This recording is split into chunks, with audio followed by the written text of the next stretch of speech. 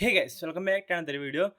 ఈ వీడియోలో ఏంటిదంటే మన ఏసర్ ట్యాబ్ ఉంది కదా, ఏసర్ ట్యాబ్ని ఆన్ చేస్తుంటే డివైస్ మేనేజ్డ్ బై అడ్మిన్ అని వచ్చి ట్యాబ్ అయితే 2 అవర్స్లో రీసెట్ అయితే అయిపోతుంది.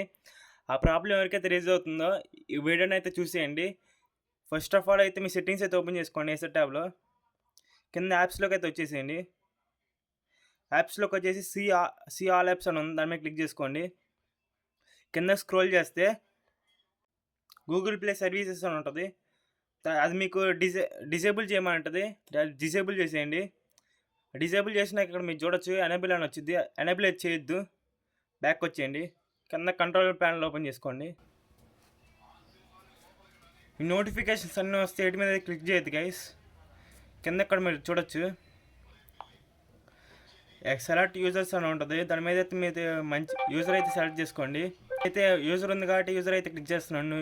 న్యూ యూజర్ కానీ మీరు ఇంకా యూజర్ ఉంటే యూజర్ మీద క్లిక్ చేసుకోండి. న్యూ యూజర్ మీద క్లిక్ చేస్తున్నాను. మనం వేరే యూజర్లోకి రాగానే పాప్స్ అన్ని పోయిన చూసారా? ఇందులో ఏంటిదంటే ఈ యూజర్లో ఏంటిదంటే మన యాప్స్ అన్నీ అయితే యూజ్ చేసుకోవచ్చు. ప్లే స్టోర్ కానీ అన్నీ అయితే వర్క్ అవుతాయి. సిమ్ కూడా వాడుకోవచ్చు.